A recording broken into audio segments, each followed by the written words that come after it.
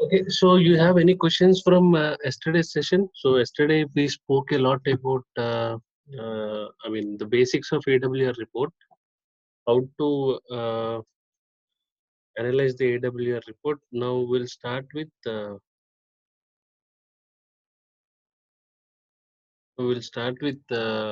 to read and how to analyze and what are the different sections that we need to look at in the AWR report. Okay. Yesterday, as I told you, it is very, very difficult to look at all the different points. Okay. So as we are only talking about performance standpoint of view, by reading the AWR report, we are trying to understand uh, easily to solve all the database slowness, or if you have some any of the high weight events, or if you have any of the contention types which are causing high degradation with respect to the response times, or if you have long running queries, I mean the slow queries and many more. Okay, so to understand all the different issues, you take some AWR report, you read that report, you look at some important points to see what how the values are behaving, and accordingly you write a recommendation or a suggestion saying that this is what happening inside the database at a particular period of time, right? So can any one of you confirm whether you are able to see my screen or not? Not yet.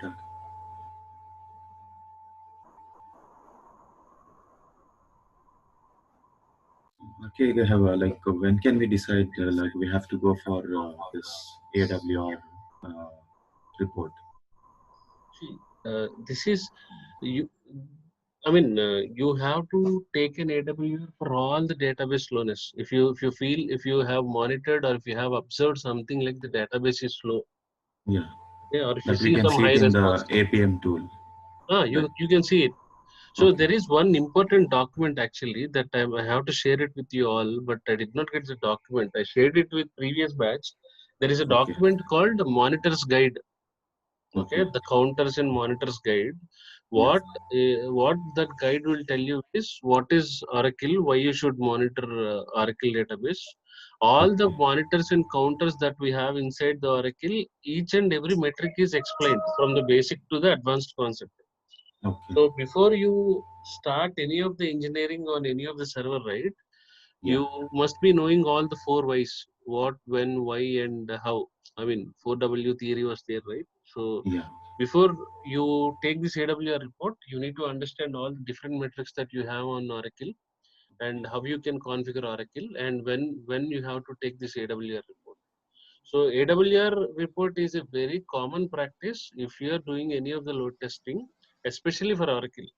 Like AWR, you have similar reports for other databases like Postgres or MySQL or Cassandra. The other databases that we have similar reports where it can tell the performance statistics of the database when the load test happened. Okay. Okay, so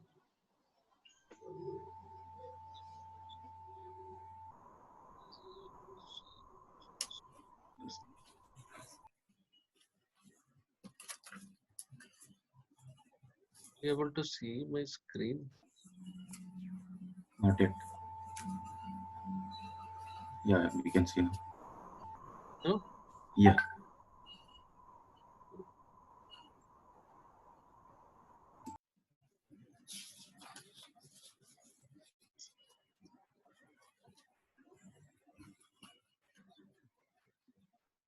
See, there are multiple sections. If you talk, there are so many sections. Uh,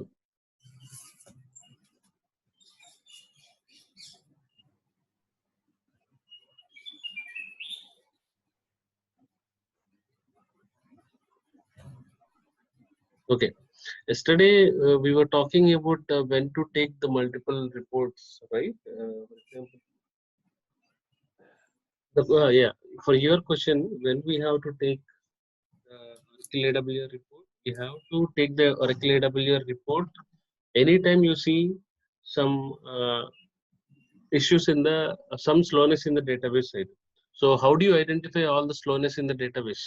Okay, any of the transaction which is having very high response time, okay, so it means that your database is giving some problem. So it is a direct saying like your database is struggling to fetch that data. It is getting the retrieved output for the request that has been sent from the user side, but it is taking more time to give the appropriate response. So when you are testing your application with multiple users, when you have some simultaneous users with high concurrency, with high user rate, with high number of requests and connections and hits, so your database will be obviously slow at some point of time. So in such scenarios, you take something called AWR along with ADDM. So if you remember yesterday's class, we are only worried about three different reports that we have. Okay. So one is AWR, one is ADDM, Automatic Database Diagnostics Monitor, and one is ASH, Active Session History. These are the only three different reports that we take. Can all of you mute your lines, please? Thank you. So this is a very lengthy report, but you need to analyze and read some relevant information that is required only for only to troubleshoot the issues and to quickly identify the performance degradations. That is what we do from the performance testing side. Yesterday, if you still remember, explaining all the sections of AWR is not at all possible. So we will be talking about some of the important sections that will help performance engineer to report all the slowness or any of the performance bottlenecks. That is the only thing that you can do. Even the one who is having some 15 to 20 years of experience in the Oracle database administration, he will have a very tough time to identify, to go through all the report, to look at all the different metrics in all the sections. He cannot directly give a conclusion on this is what has happened because of this particular metric. So we cannot tell that. So we have some important sections where we talk about that. And so if database is having one performance issue, okay, so then immediately the immediate next step is you need to take an AWR report, and you need AWR report to look at what happened. So in case if you have a particular query that is not performing well, then you need to look at the execution plan of that query. How many of you know what is the execution plan?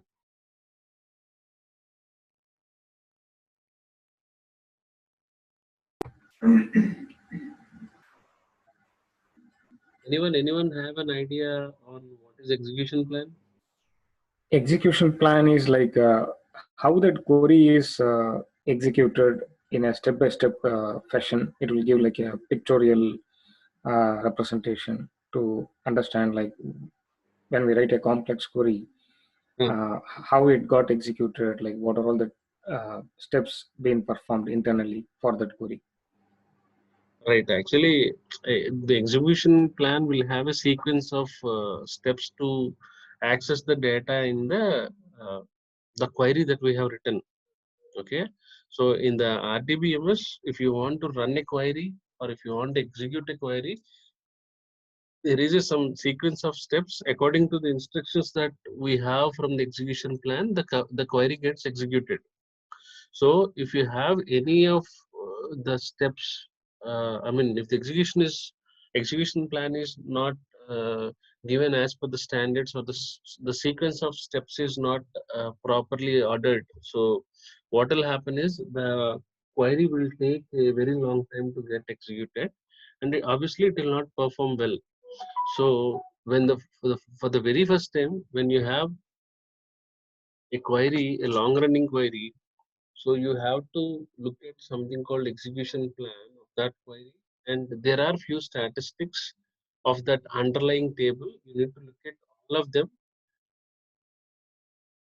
So you cannot do, being a performance engineer, you'll not be able to understand all that stuff going back to the execution plan and looking at all the different statistics of that underlying table or some table space. You need some additional knowledge or good hands-on experience from the Oracle database administration side.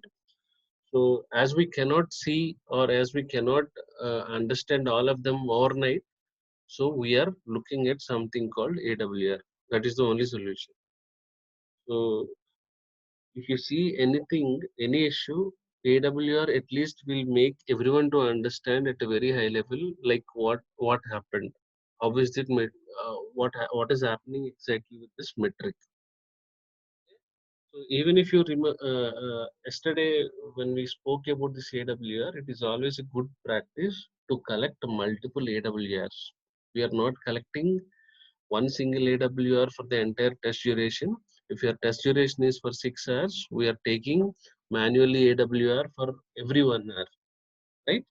It is always good to have two different AWR reports, one for the good time and one for the mean time and one after the completion of your test. Before the completion of your test, mean time is the complete steady state, you can say. And the last one is after completion of the test you can take, if it is 3 hours test or 2 hours test.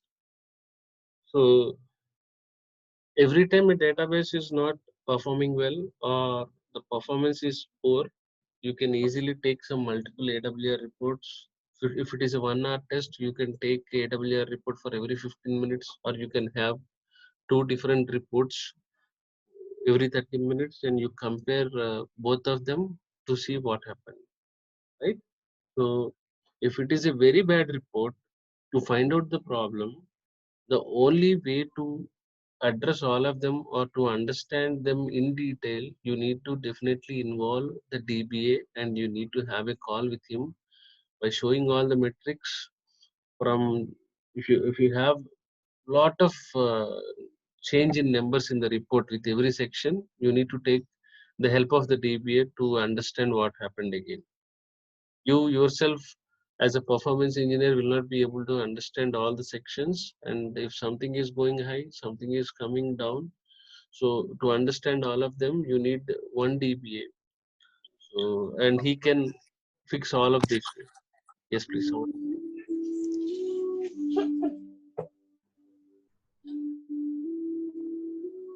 So, and when you run a load test, right, you need to, while taking this AWR report, you need to stick to a particular time. So the first point is always like database is performing slow. So to resolve all these performance issues, you have to identify a specific time, like when the database was slow. For example, yesterday at 1 p.m. it was slow. It was slow till 4 p.m. in the evening, and it seems to be normal after 4 p.m. So here what you have to do is either it can be a DBA or a performance engineer. You need to get the report for all the 3 hours when the database is slow. Right? You identified the database was slow yesterday from 1 p.m. to 4 p.m. So obviously you are sticking to that particular time and you are trying to take the initial report of AWR for yesterday 3 hours. Right? Either you or the DBA will take AWR report. That is why you are sticking to a particular time. And if you have very large AWR reports, okay, which are capturing many of the performance statistics with so many sections, okay, as I told you, instead of having one report for a very long time, uh, I mean, for example, if you take 4 hours test duration, it is always better to have some multiple reports. You can take if the performance of the database is very poor, you can also take, if you're running a test for 4 hours, you can also take AWR report for every 30 minutes. That can also be done. It is not that you have to take one single AWR report for 1 hour. If your database performance is really bad, okay, and if you're getting so many metrics, if you're having a very large AWR report, the only option that we have is we can split the large AWR report into smaller reports. So to quickly identify the issue, you have to take multiple AWRs for a very shorter time. for a very short duration of time, so that you will understand the issues very easily. So in case of rack, yesterday I told you rack. What is rack? What is rack? Can anyone of you tell me? Real application cluster Yeah. that gives the scalability aspect to the cluster of DB instances. So when you have a rack environment, right? So you will have many instances with respect to every rack that we have. You'll have a distributed, very big distributed environment. You'll have so many clusters with other instances. If you want to generate an AWS report in case of rack environment, you need to generate one report for for each instance. So you will have, in case of rack environment, you will have multiple instances.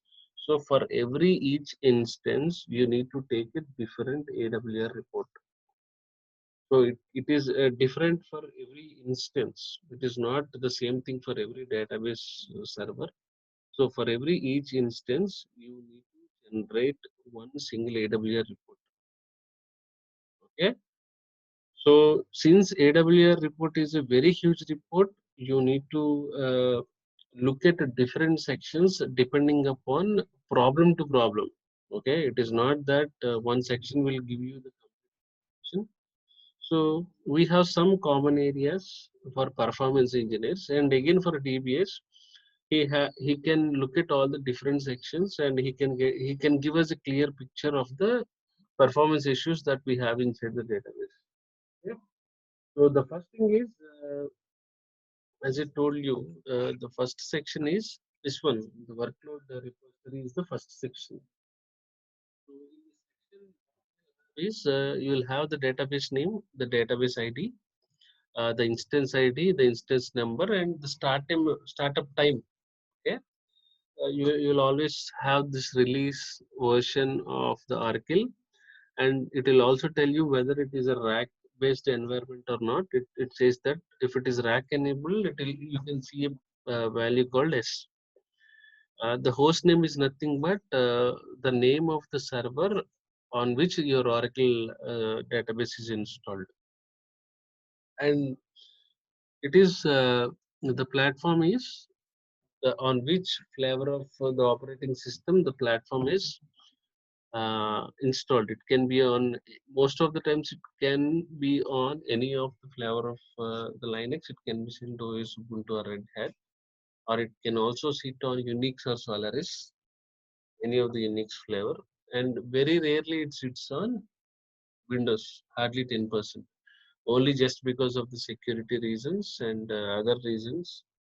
Uh, Not less than or more than 10% people will install this Oracle database server on Linux flavors. Okay. So, and you can also see the configuration of the database that you have installed. If you look at the configuration here, it clearly tells you the number of CPUs, cores, sockets, and memory that is available on the Oracle database server. And yesterday, if you remember, I told you, right, how to take an AWR. AWR is that simple. You need to go to Oracle home directory. You have an AWR report.sql scripts. Once you run it, it will ask you for how many number of days you want to take the test. You can give 1 to 7 any days, and it will ask you the type of report that you want to generate. It can be HTML, active HTML, or anything. You always choose to use HTML because the report that it got generated with .html format can be opened with any of the browser. Okay, and there is something called begin snap ID and end snap ID. Begin snap is the time that for every time, for 8 o'clock you have one snap ID, for 9 o'clock you have one snap ID, for 10 o'clock you have one snap ID, and all these snap IDs are internally generated from the within the Oracle database. So if you want to run it, if you want to generate a report from 9 o'clock to 12 o'clock, as per the screenshot that I'm showing it to you here. So the snapshot at 9 o'clock, the snap ID is 610, and for 12 o'clock, it is 625. When you give the start and end snap, it will capture.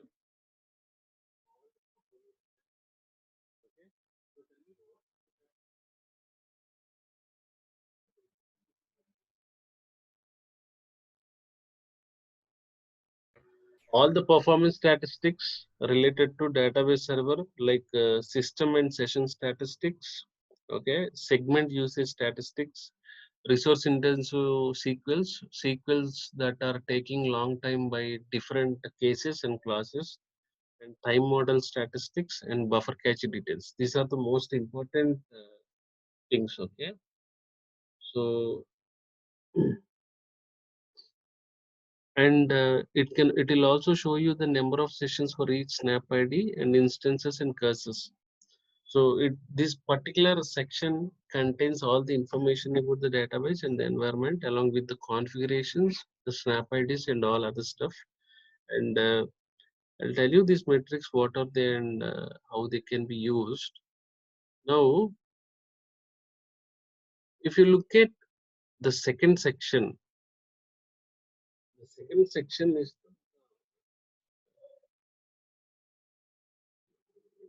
let me open another one.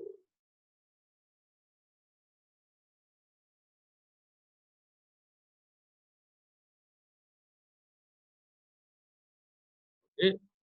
Oh.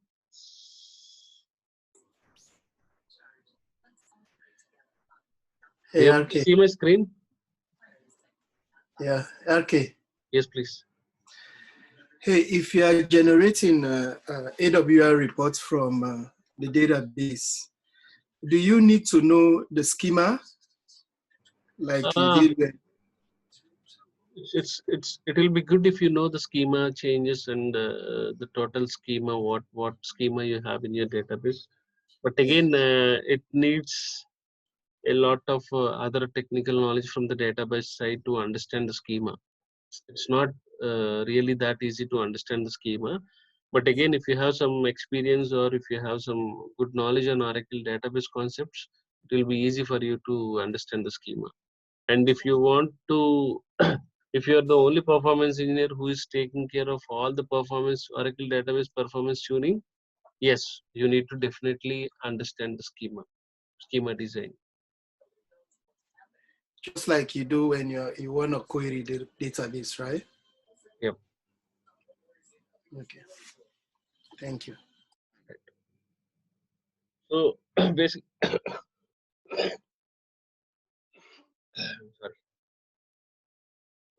The other thing, the other parameter that you have is this is the latest report actually. The earlier one which I'm trying to show you is a different one. This is the older version. That is why the reason you are getting all the information here in the first section. This is the latest version. If you look here, it is giving an individual. See, first is the database details as you get, and the second one is source configuration, and the third one is snapshot detail. So in the snapshot detail, you have the begin snap and end snap, and you also have elapsed time, and now you have db time. Now,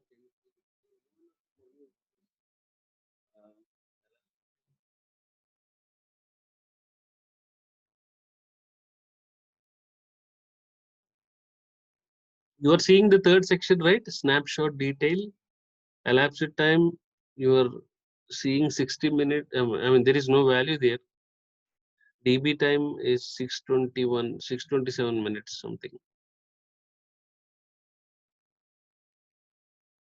Elapsed time is 60 minutes. Can anyone of you tell me what is elapsed?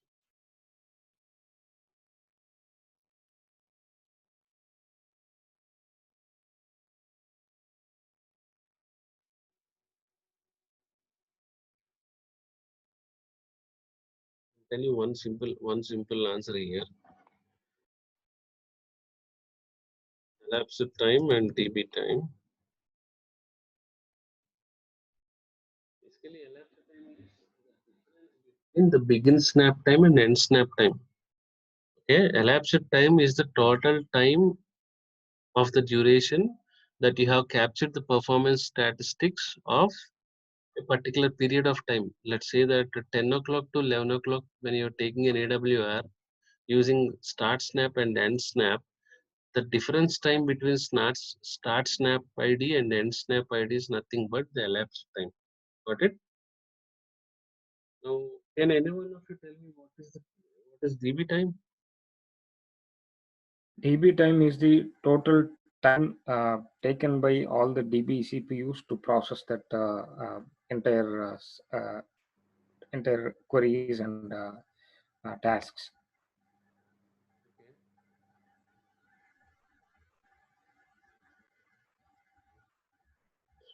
So DB time basically is the total time or the total time that is spent on all the sessions in the database, okay, to make everything to work. So when you take the elapsed time and DB time, how do you understand the bottleneck here?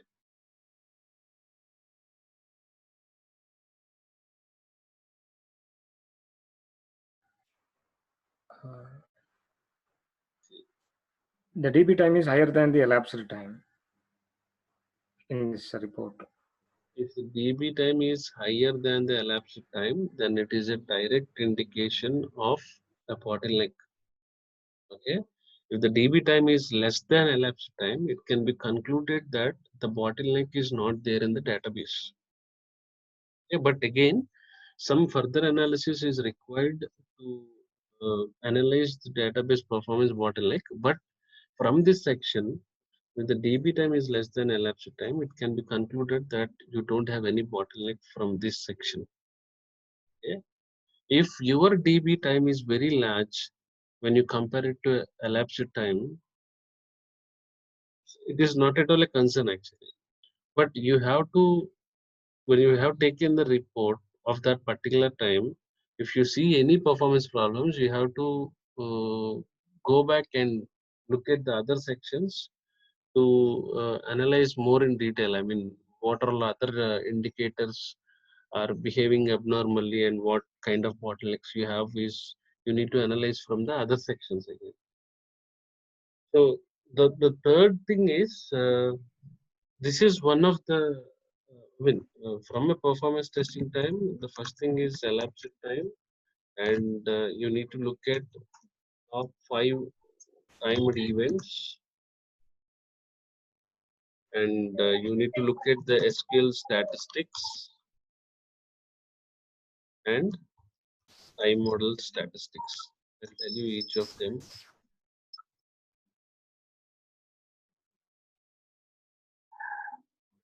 So, so the immediate section that you see is this is one of the most important section. Okay, load profile. By looking at the load profile, you will understand so many things from here. Here, if you look at the DB time, if you look at the DB CPU, redo size, block changes, physical reads, physical writes, user calls, passes, hard passes, WAMB processed. I'll tell you what are all the different metrics that you need to look from here. Now, tell me what you can understand, because load profile is one of the very important areas to look at from the performance standpoint, because we can define maybe the 50% that actually occur from load profile. Okay, this section Your voice is fading. okay, so is it better now? I'm sorry. Yeah. Okay, if you look at the load profile, we can easily tell from this section, we can easily tell that maybe 50% of the bottlenecks we can identify from this section, from the performance testing side. And this section actually tells us what was the load that was there inside the database between two snap IDs. Okay, when you give the starting snap ID and end snap ID, right? with respect to load that has happened inside the database, the entire performance statistics with respect to load are captured in this section. Okay. So what do you understand by DB time here?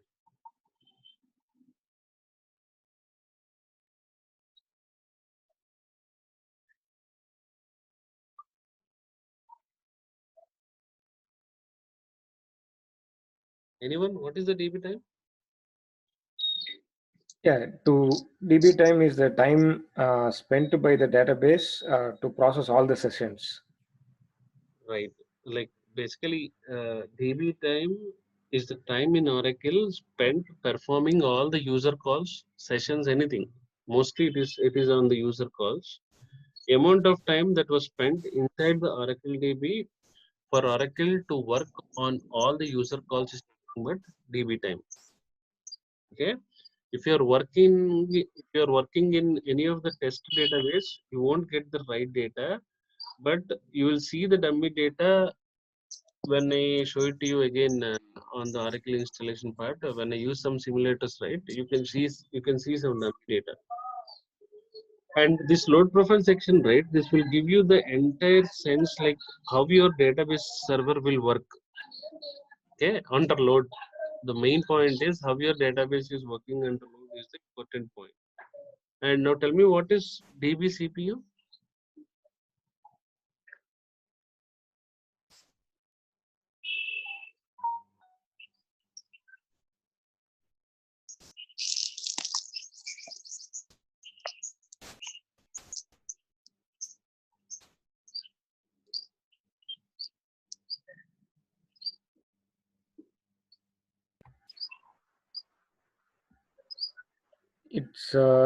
It's based on the number of cores inside the each CPU of the database server. Mhm.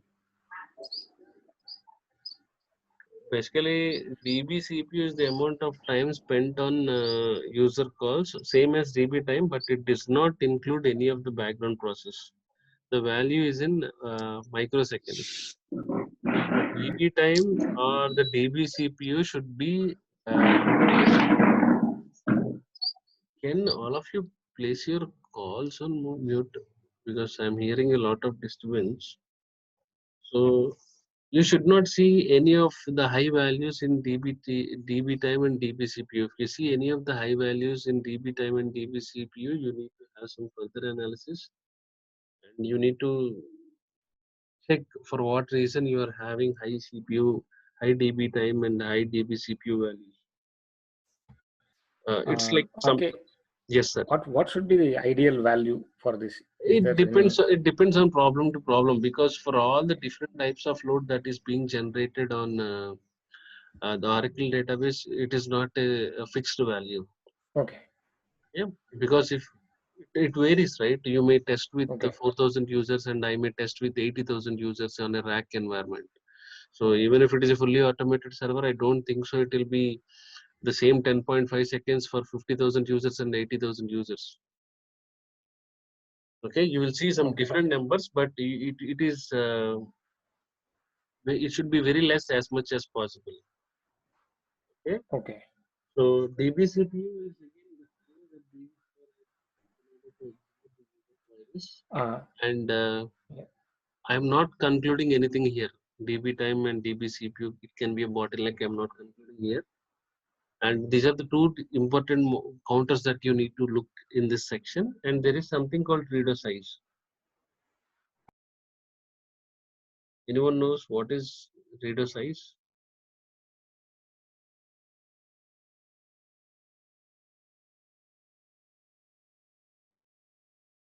You see, the reader is very high. This is the highest value. There will be a huge reader generation in bytes between the two snap IDs. If you can see the per second and per transaction, the reader is generation at a with a very high numbers, right? Yeah. So if any of the values that are very less with respect to reader size, then it is like you must be having some issue with reader. Okay, there must be some bottleneck. So for any of the performance things for the reader size, right, you have to look at the reader generation is very less, then it is directly a performance issue. So per second, the value should be very high for the reader size. If the per second and per transaction, if it is very, if you notice that you have very close values, some 295, 327, and you have some 495 and 326, then it must be a bottleneck with reader size. And I told you regarding one document, right? For all these metrics, some basics on Oracle, I have a document which I can share it with you all. Before you look at any of the AWR report, you go through that document first. There are few basics on what is reader size, and what is the read, and what is the write, and what is the block change. You will understand from there. Okay. So if you look at the physical reads and physical writes, it should be always high. I mean, uh, these continuously do some IO operations, right? Some physical writes, physical reads, and they're automatically performed. And always you have to, what you have to notice here is the reads are always greater than writes. Okay.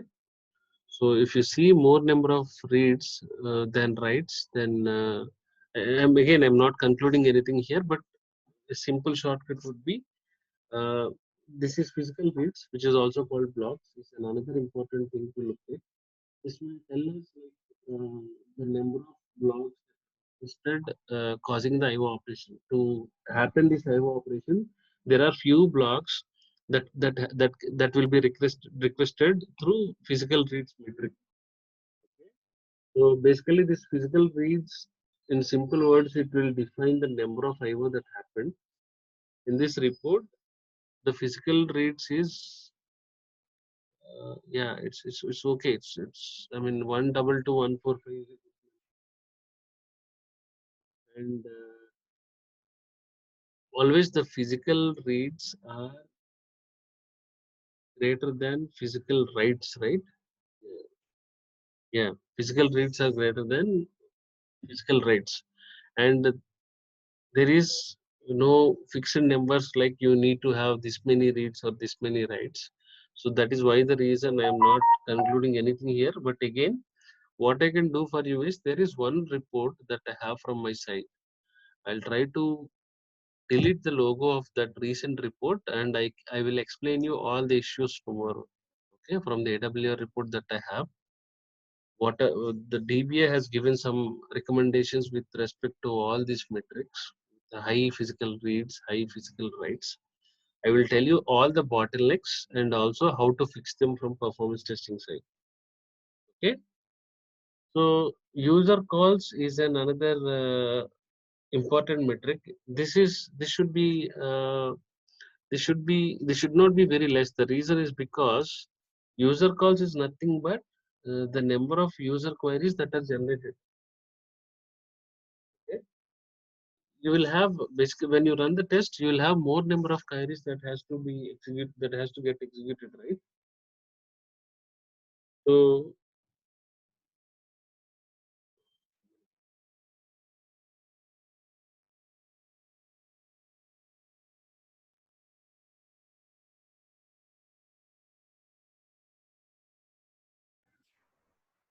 Okay, we are unable to hear you. one minute, please. 1 minute.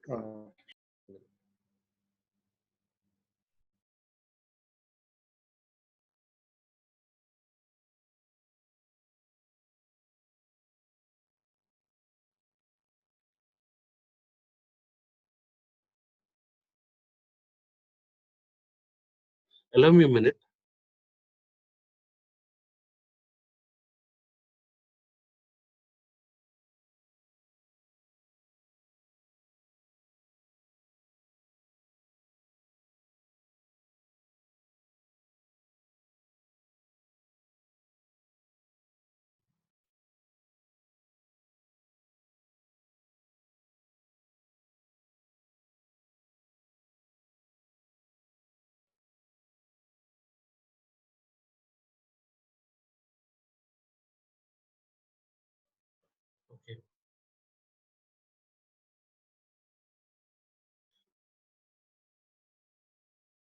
Okay, after user calls, there is something called parses, right? Parses includes the total number of all passes. Okay, it can be both the hard and soft parses. So I'll tell you what is hard parse and what is soft parse later point of time. So okay, so hard parse is basically uh, these parts to tell you. I mean, these hard parts will consume both latches and shared pool area. There is a memory area called the shared pool area in Oracle database. Basically, these hard parts, right, before executing the any of the SQL statement, so it will consume both latches and shared pool area. When it comes to soft parsers, right, it soft parse basically it will reuse a previous hard parse. It means that whichever the parse that has already consumed both latches and shade pool area, it is using soft parse is using reusing the same hard parse again. So when this soft parse is using a hard parse, I mean when it is reusing a hard parse, it will consume very fewer resources. So before talking about that concept, there is one simple diagram on how the SQL will process. Okay, I'll show you the diagram. After showing that diagram with you all, then I can explain you this hard and soft parts. Okay, so what exactly are they? So I'll show you when I showed you this. When I show you this processing. So basically, there is something called wait, right? Before going to this hard pass and soft pass, we'll talk about wait. Where can the wait happen?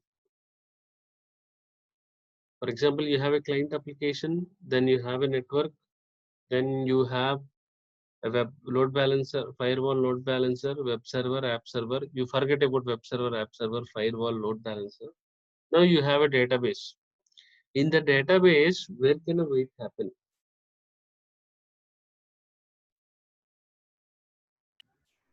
When the query gets executed, it has to pull lot of Resources, right? resources. Yes. The wait can happen from the network or it can happen from the database. When we say that it can happen from the database, it can happen from the CPU, can happen from the disk, or it can happen from the memory also. No, I mean it. Most of the times it will not happen from the memory. It will happen either from the CPU or from the network or from the disk. Okay, so that is why the reason they are called critical resources. The resources such as CPUs, memory, I/O capacity, and network bandwidth are the key indicators to reduce the service time of any of the SQL query. Okay, and I'll tell you one simple logic. So the database is very slow. It is not able to accommodate. It is giving very high response times to run all the queries, to process all the queries. It is taking too much of time. It is taking high service time. It is taking high DB time. It is taking high DB CPU's time. Now, what is your conclusion on this one?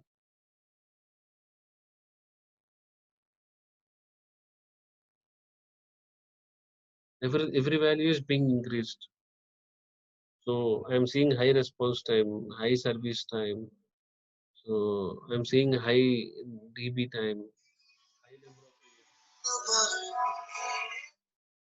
So can you tell me what is your decision now? Do you increase some node or do you increase some additional server or do you recommend something to your customer? What is your recommendation being a performance engineer?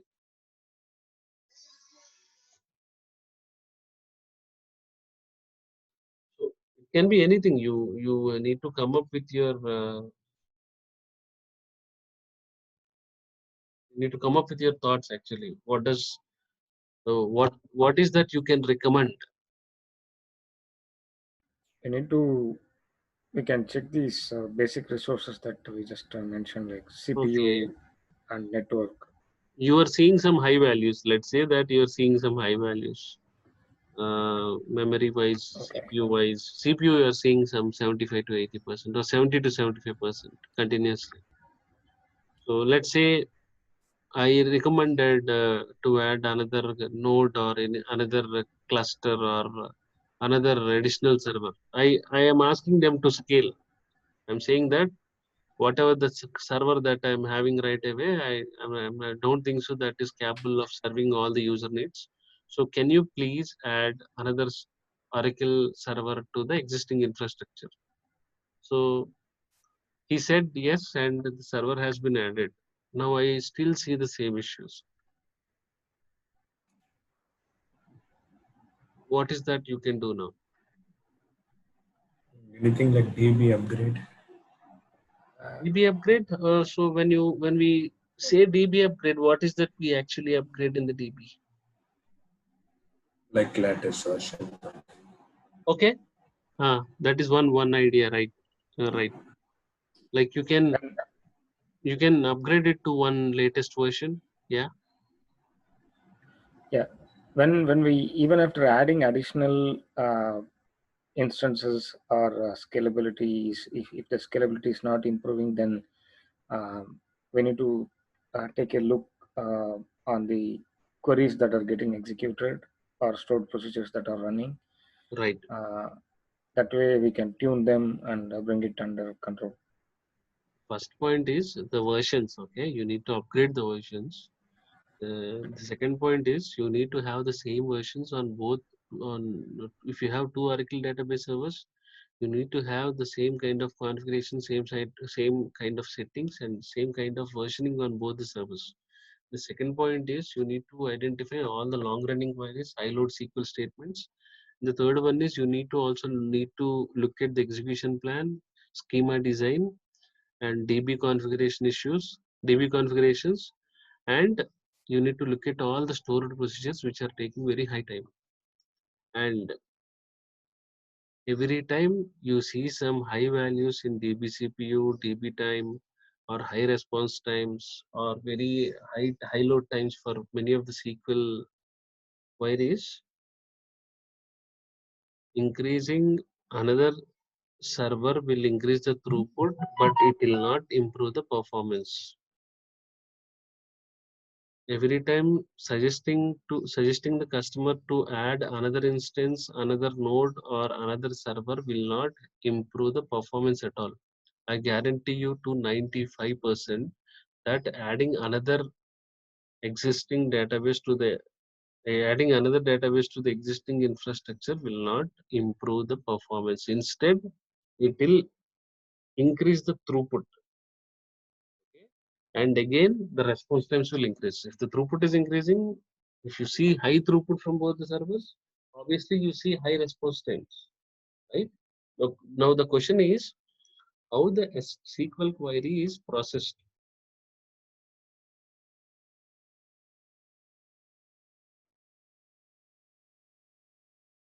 Anyone knows how the SQL query?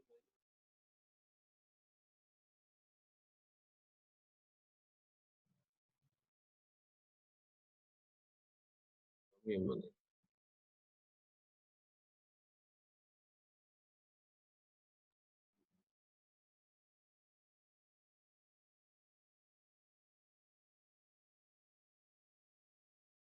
No idea?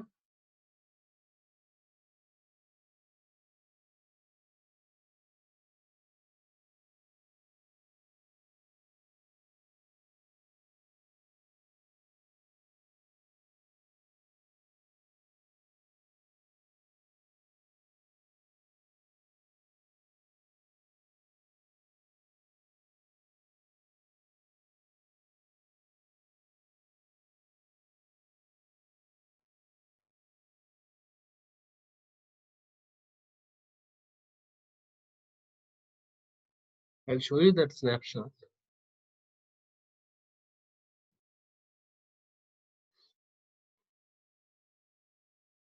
Are you able to see this snap?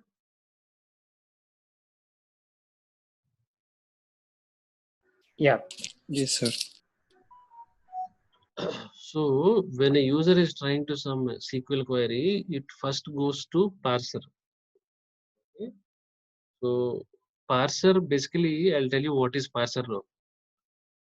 Parser will perform two different functions. Okay, one is syntax analysis and the second is semantic analysis.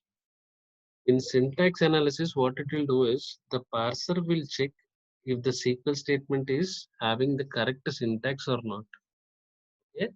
If you don't have the correct syntax, it will throw you an exception, and that particular query will not get executed. Okay? That is called syntax analysis. I'm sorry. The second one is called semantic analysis. It will perform two functions. You have to remember this point. Parser. The first one is syntax analysis. This basically will check the SQL statement for correct syntax. And when I talk about semantic analysis, it checks that the correct database objects and object attributes in the SQL query are correct. Okay. If any of the object attributes or if any of the current database objects are not correct in the SQL query that is being executed, the query will not get executed. And again, there are chances of throwing an exception or the SQL query will not get executed. Understood? So I'll send you this PPT. This is a SQL PPT. This is one thing that will happen. Now, the SQL query after parsing, after performing two functions, syntax analysis and semantic analysis, checking the syntax and checking the object attributes are correct. This was taken care by the parser, and now it goes to the optimizer mode. Basically, this is an inbuilt function of the Oracle. Uh, what it will do is the optimizer is the heart of any of the SQL processing engine. Okay, for all the SQL queries, all the SQL queries will be taken care by optimizer. The Oracle server basically provides two different types of optimizations. One is RBO and one is CBO. RBO, I think from after 10G, RBO optimizer is no longer supported. From the recent versions, you only have CBO, which is a cost-based optimizer. Yeah. So what it basically do is it will internally try to optimize the query from the SQL processing engine directly.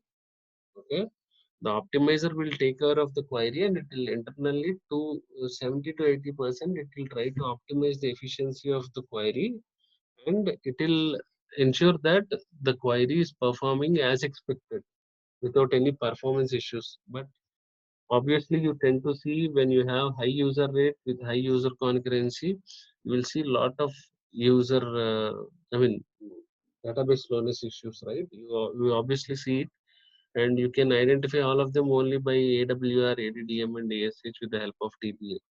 But from the optimizer side, what it can do for you is, to the maximum, it can optimize your query and it can eliminate some kind of performance issues when you consider that particular query.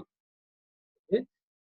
Then from the customize, from any of the optimizer, it goes to row source generator. Okay?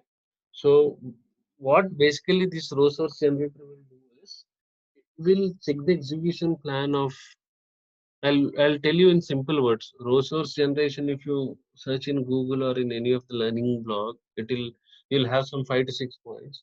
But from the performance side, the main important that we need to understand from the row source generator is, it will check the execution plan of that SQL statement, and it will check all the row sources that are structured from right from the line 1 till the last line, and it will check from the optimizer, and it will verify all the execution plan of that SQL statement. Okay, whatever the set of steps that you have in the execution plan for that particular SQL statement, it checks all of them. That is what a row source generator will do. You understood? From the row source generator, then it will go to SQL execution. This is where the combination of steps is nothing but execution plan are required to execute a statement. And again, it is called execution plan. Okay. And this execution plan will include, there is something called access method for each table. So that the statement can access different tables for ordering or joining the tables, or to access the data from multiple tables, you need some access method. For every execution plan, there is something called access method for every SQL statement, which will help that SQL statement to access all the data from different tables, or it can order all the tables, or it can join the data from any of the tables inside one single database. This is the basic SQL, how the SQL will work.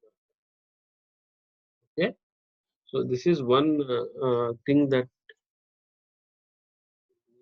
okay, uh, yeah. So you understood till here? Yeah. Because to optimize the SQL query, you need to understand the limitations of the query. You need to understand how a SQL query will work in the SQL processing engine in Oracle SQL Server. When a SQL query, when a user is trying to execute something, what is the first step that happens to a SQL query? It goes to the parser, right? The SQL query is not executed. The SQL query is getting, you are seeing continuous errors on SQL queries. How do you troubleshoot that SQL query? It must be having some incorrect syntax. The first thing. The second reason, it can be having some wrong object attributes. The third thing, you need to check for all the database objects that they are existing or not. Whatever the objects that you have highlighted in the query with the PL SQL function in a SQL statement that are already there or not is what you need to verify. The first thing is the SQL query has to work. It has to execute as expected. It has to give the desired output. The last point is when it is functionally stable, when it is working, when it is throwing you the result, what user is expecting, then you are worried about the performance of that particular SQL statement, right? So when it goes to the parser, when it verifies everything there, it comes to the optimizer. Optimizer to the maximum, the inbuilt functionality of the optimizer for the SQL processing engine is to optimize the query internally that comes with Oracle by default. So let's assume that it will do its best to improve the performance to eliminate the degradation of that query. Then it goes to row source generator by using cost-based optimizer. We will not go in depth what is rule-based optimizer or what is cost-based optimizer. It goes to row source generator. What row source generator will do is it will check for all the execution plan of that particular query. It will check for all the sequence of the steps of that particular query, and then accordingly it will try to execute the SQL query, right? But again, every execution plan will have a combination of steps. They can also be called as instructions of a SQL query on how it has to be executed. Okay, that is point number one. Point number two is every execution plan for every SQL query, there is an execution plan, how it has to be executed. And this execution plan will include something called access method. What this access method will do, this access method for every execution plan of every SQL query will help to access each table. Okay, if it is accessing so much of data from multiple tables of, or if this execution plan wants to, by using this access method for each table, if it wants to access the different data that we have in different tables, or if you want to join the data, if you want to order the data, you need an access method. This is how basically the SQL query will work. And again, when you see some high service time or high load time of a particular SQL query, then As we discussed, we use a segment advisor, SQL tuning advisor. Before you tune or before you optimize any of the SQL query, you go back and you try to analyze the impact of the execution plan again. Changing any of the SQL query is showing some impact on the execution plan or not is what you need to verify when you are using any of the tuning advisors. Okay, let me explain you very clearly in uh, the database that I have installed. Okay, when I show it to you, I'll explain you that. Need not worry. So,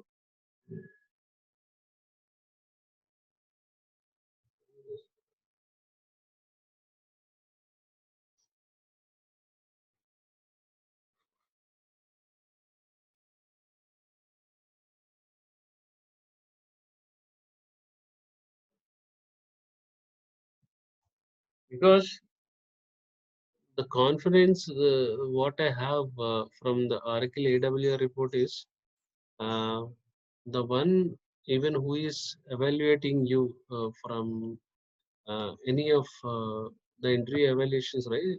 He doesn't even know what exactly you have in uh, AWR. Even if I even doesn't matter, even if I teach to many of the students, if someone is asking me what is this global cache blocks received, I'll fail my interview, right? So that is the main important point here. It is very difficult to understand all of the areas in the AWS. From our side, we are worried about the CPUs, DB time, and you need to look at the top five timed foreground events. And there is something called instance efficiency percentages. AWR.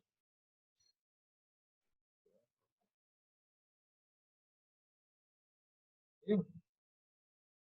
So these are all different things that you need to look at the hard parses and soft parses rollback. And I have written some notes here, some values. Uh, Check if the numbers are consistent, or you need to pay most attention to the physical reads, physical writes, and the transaction ratio. What there are no specific fixed values, but if you look at this particular value, right, high hard parse ratios greater than 2 to 3% indicate probable bind variable issues or maybe versioning problems. This is a simple thing. If you see high hard parse ratio, right? If it is more than 2 to 3%, like someone told me just now, some 10 minutes back, you need to there must be some worsting problems, and you need to go back and you have to upgrade the Oracle SGA architecture, or you need to upgrade some components with respect to the versioning changes, and that can reduce the high hard parses value. Okay, so mostly uh, yeah, and if you look at the reader sizes, right, the main sources of reader are if your application is having lot of insertions, updations, and deletions, right, for all the you will obviously have very high reader size, because every application will have inserting, updating, and deleting, especially the BFS applications. If you take, or if you take other applications, right, you will have so much of continuous accessing to this thing, uh, application. So they keeps continuously doing all the insertion, deletion, and updation. When any application is having too much of, not too much, even a minimum of insertion, updation, and deletion of the data, you will see the high reader size. So if the reader size is small, then it means that many of the transactions are failing. It is a very big bottleneck. Reader size is a very important. Reader size is very important. So, and if you look at something called the instance efficiency percentage, I have written here what does high reader mean. I'll send you this document. Yeah. So If you look at this, this is one of the another important section after the load profile. The immediate section that the next immediate section that you see is instance efficiency percentage. Okay? I will tell you one straight point for this section. Buffer no wait, buffer hit percentage, library hit percentage, execute to pass percentage, parse CPU to parse elapsed. Okay, all the metrics that you are seeing, the overall target of this section should be 100%. Okay, the goal of all the in instance nearing to 100%. If you look at all these values, mostly all of them are 99, right? Except execute to parse percentage and parse CPU to parse. Right? There is one value called percentage non-parse CPU.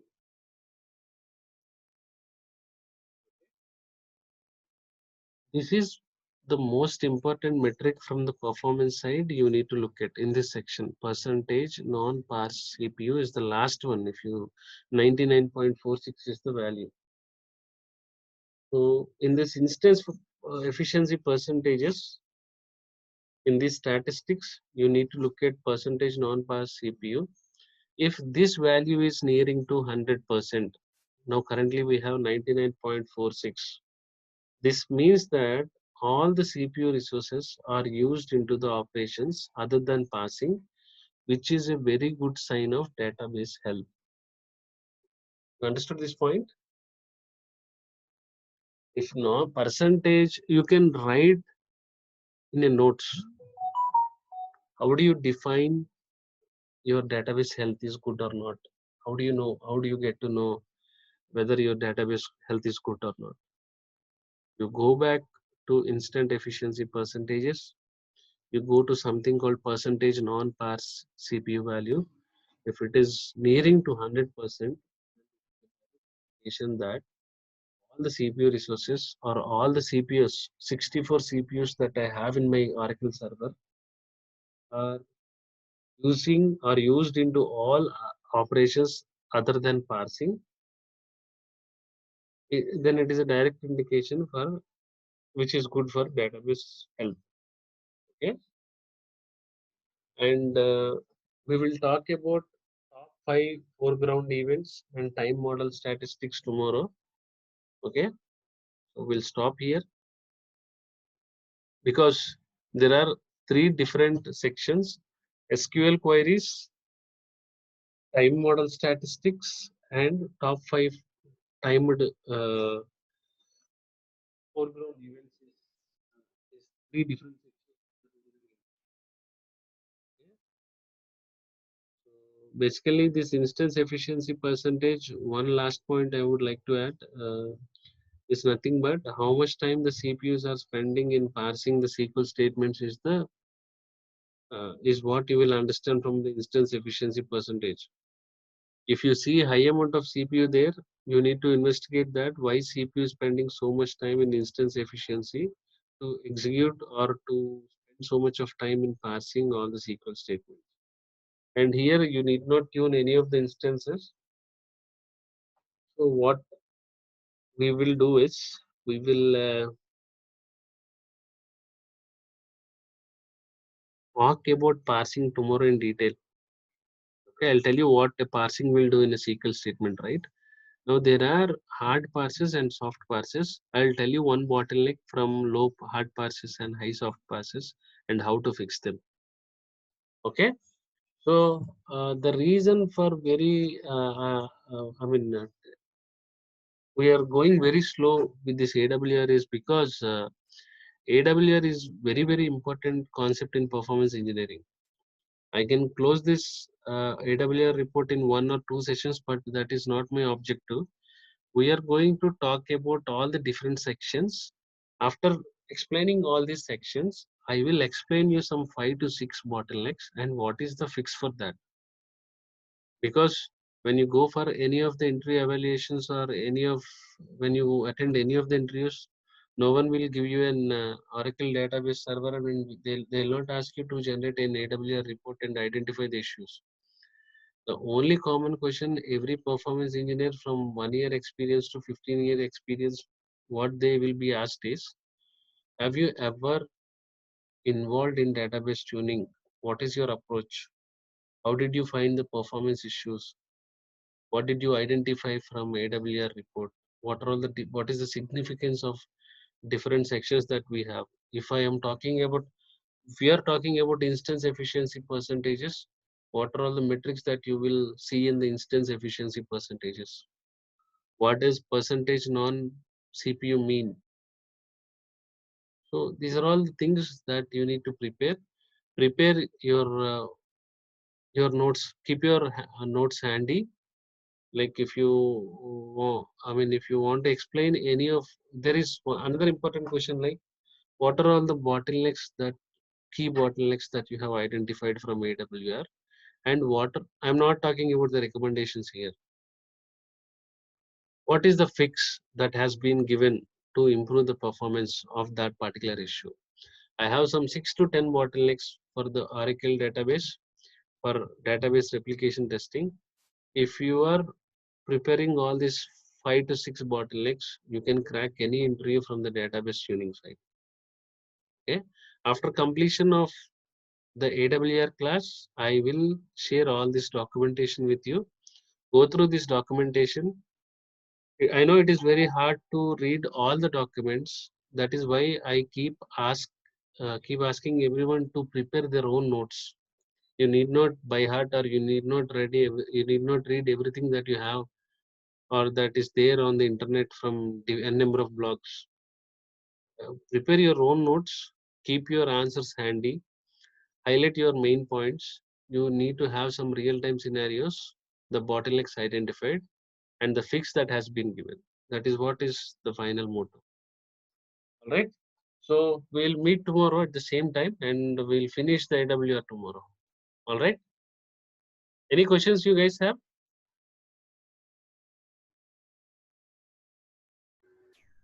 Oh, okay. Thank you.